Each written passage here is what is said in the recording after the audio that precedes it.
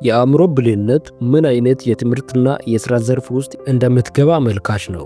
የስሜት ብልህነት ግን በዚያ ዘርፍ ውስጥ በምን አይነት ሁኔታ እንደምትዘልቅ ጠቋሚ ነው ይላል ዳንኤል ጎልማን። እንደሰማችሁት በዛሬው ቪዲዮ የምናያቸው የሁለት ነገሮችን ልዩነት ነው። እነሱም የስሜት ብልህነትና የአእምሮ ብልህነት ነው። እስከ መጨረሻው በማዳመጥ ተጠቃሚ ይሁኑ።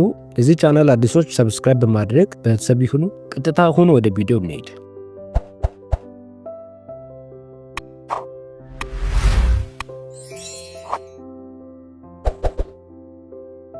የስሜት ብልህነት መሰረታዊ ጽንሰ ሐሳብ የሚያሳየን የአእምሮ ብልህነት ወይም አይኪው የአንድን ሰው ብቃትና ስኬታማነት የመለኪያው ብቸኛ መንገድ ሊሆን አይችልም የሚለውን እውነታ ነው። በሌላ አባባል ስኬትና ውጤታማነት ከአእምሮ ብልህነት ያለፈ ደረጃ መድረስን የሚጠይቅ ጉዳይ ነው። ሁላችንም ቢሆን በየአካባቢያችን እንደምንመለከተው አንዳንድ ሰዎች በአእምሮ እውቀት እጅግ በስለውና ልቀው በስሜት ብልህነት ግን የወረደ ብቃት ስላላቸው በስኬታማነታቸው ላይ ተጽዕኖ ሲያመጣባቸውና ውስን ሲሆኑ ይታያሉ። በማንበብና በብዙ ጥናት ያጎለበቱትን እውቀት ተግባራዊ ለማድረግ የሚያስችል የስሜት ብቃቱን ሆነ ጽንዓቱ ስለሌላቸው ያላቸውን እውቀት እንዲሁ ሲያባክኑት ይታያሉ። አሁን ደግሞ ከተለያዩ አንግል በንጽጽር የስሜት ብልህነትና የአእምሮ ብልህነትን ልዩነት እንመልከት። የኑሮ ጥበብ ወይስ የትምህርት ጥበብ?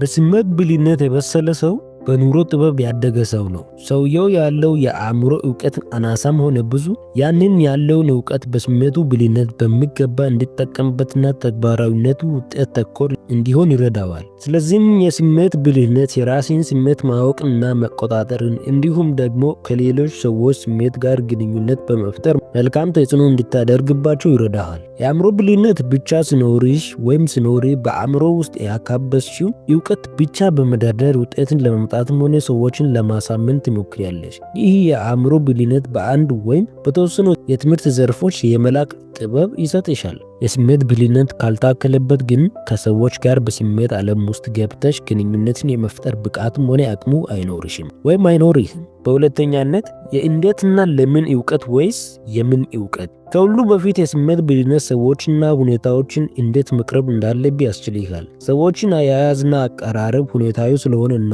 አንድ የተወሰነና ቋሚ ስሌት ፎርሙላ ስለሌለው አንድ እውቀት ስላለ ብቻ የምትወጣው ጉዳይ አይደለም። ከዚያም በተጨማሪ ሰዎቹን ለምን በዚያ መልኩ መቅረብ እንዳለብህ የምትማረው ከስሜት ብልህነት የተነሳ ነው። አንድን መልእክት ለሁለት ለተለያዩ ሰዎች በአንድ መልኩ ልታስተላልፍላቸው አትችልምና የአእምሮ ብልህነት ምን ማወቅ እንዳለብህና የምታውቀውን እውቀት በሚገባ አጥንተህ እንድትገነዘበው ማድረግ ጥበብ ብቻ ይሰጥሃል። በአንድ የትምህርት ዘርፍ ግንዛቤ ፈጣን ያደርግሃል። እውቀቱን እንዴት ልትተገብረው እንደምትችል፣ ለምንስ በዚህ መልኩ ልትተገብረው እንደሚገባና እንዲሁም በጎዳና ላይ እንቅፋት ሲያጋጥም እንዴት አልፈ ከዓላማ ጋር መጣበቅ እንደምትችል ብቃቱን የሚሰጥ የስሜት ብልህነት ነው። ሶስተኛ፣ ስሜትን ለመልካም ውጤት መጠቀም ወይስ በስሜት ተጽዕኖ ስር መኖር? የስሜት ብልህነት የአንተንም ሆነ የሌሎችን ስሜት በቅጡ በመያዝና በመቆጣጠር ማህበራዊ ግንኙነትን ወደ ፈለግክበት ውጤታማና ለጋራ ጥቅም የሚውል ሁኔታ የመምራት ጥበብ ነው። ትዕግስት፣ መቻቻል፣ ይቅርታና ራስን መግዛት የተሰኙትን የስሜት ብልህነት ዘርፎች በየትኛውም የትምህርት ተቋም ልትማራቸው አትችልም። በግል ስሜት ብልህነት ለማደግ በምታደርጋቸው ያለማቋረጥ ጥረቶች ነው የምታገኛቸው። የአእምሮ ብልህነት ብቻ ሲኖር ምንም እንኳ በብዙ እውቀት ብትካንም በስሜት ቁጥጥር ስር የመሆንና በሌሎች ስሜት የመነዳትን ክፍተት ይጥልብሃል። ለምሳሌ በአንድ የትምህርት ዘርፍ እጅግ የላቀ እውቀት ቢኖርና ለሌሎች አስተማሪ ብትሆን የተለያየ የግንዛቤ ደረጃና የባህሪ ልዩነት ያላቸውን ተማሪዎች የምትይዛቸው በአእምሮ እውቀትና ብልህነት ሳይሆን በስሜት ብቃትና ብልህነት ነው። በስሜት ብልህነትና በአእምሮ ብልህነት መካከል ያለውን መሰረታዊ ልዩነት ስትገነዘብ የራስን ስሜትና የሌሎችን ስሜት በሚገባ በመለየት እንዴት መቆጣጠርና ለመልካም መጠቀም እንደምትችል ይበራልሃል። ከዚያም በተጨማሪ የስሜት ብልህነት ልትማርና ልታዳብረው እንደምትችል ማሰብና ያንንም መለማመድ ትጀምራለህ። አሁን እንደተመለከትነው የስሜት ብልህነትና የአእምሮ ብልህነት መሰረታዊ የሆኑ ልዩነቶች አላቸው። ሆኖም እነዚህ የእውቀት ማዕከሎች የሚገናኙበትም ሁኔታዎች አሉ። እስከዚህ ድረስ ስላዳመጣችሁን ከልብ አድርጌ አመሰግናለሁ። እንደጠቀማችሁ ተስፋ አደርጋለሁ። ጥያቄ የሆነባችሁን ነገሮች ኮመንት ላይ አስቀምጡልኝ። ነገ በሌላ ሀሳብ እስክንገናኝ ቸር ሰንብቱ።